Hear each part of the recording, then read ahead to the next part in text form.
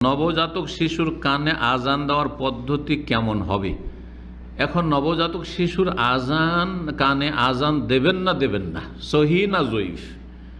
একদল বলছেন যে আজান দেওয়া যাবে কিন্তু একামত দেওয়া যাবে না। একামতের হাদিস একেবারে মওজুর কাছাকাছি, মুনকার জিদ্দান, অত্যন্ত দুর্বল বা একবারে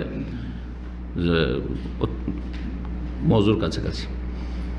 আর আজানের হাদিস সহি না জয়ীফ বড় ইখতিলাফ রয়েছে। যারা বলছে আজানের হাদিস হাসান, আমলযোগ্য, যেমন ইমাম ইবনুল কাইয়িম রাহিমাহুল্লাহ তোহফাতুল মওদুদ বে আহকামিল মাওলুদে তিনি বা ফি আহকামিল মাওলুদ তাতে বলছেন, তো আজান দেওয়া যাবে তার মতে। আর আমরা এরকম আজান দিয়ে আসছি এই জন্য। আর আরেক দল আলেমা, আরব আলেমারা, তারা বলছেন যে আজানের হাদিসও জয়ীফ, সুতরাং বাচ্চার কানে আজান দেওয়া চলবে না, হাদিস জয়ীফ। এই জন্য আরব দেশে আমলটা দেখা যায় না। তখন হয়তো জানেন না, এখানে তো বেশিরভাগ হাসপাতালে বাচ্চা হয়, বেশিরভাগ লোককে দেখা যায়। আর এখানকার আলেমরা কখনো এই বাচ্চার কানে আজান দেওয়ার আলোচনা করেই না, কারণ তাদের কাছে হাদিস জয়ীফ। এখন আপনি যদি মনে করেন যে হাদিস হাসান, আল্লাহ তাআলা আলম, তাহলে আজান দেবেন। আজান এই সলাতের মতো করে না। আমাদের দেশে এক অজ্ঞতা রয়েছে, আলেদি সমাজেও আমি দেখেছি, জোরে জোরে নামাজের মতো আজান হচ্ছে।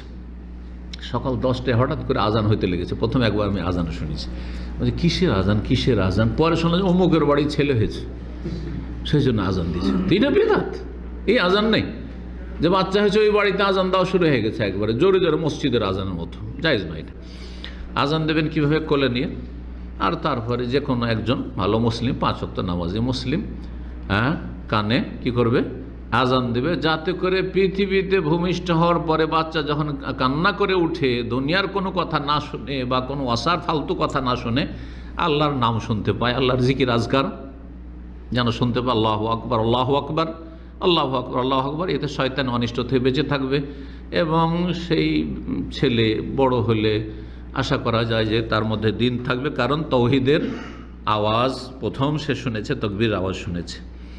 আল্লাহ রাব্বুল আলামিন যেন ভালো করেন।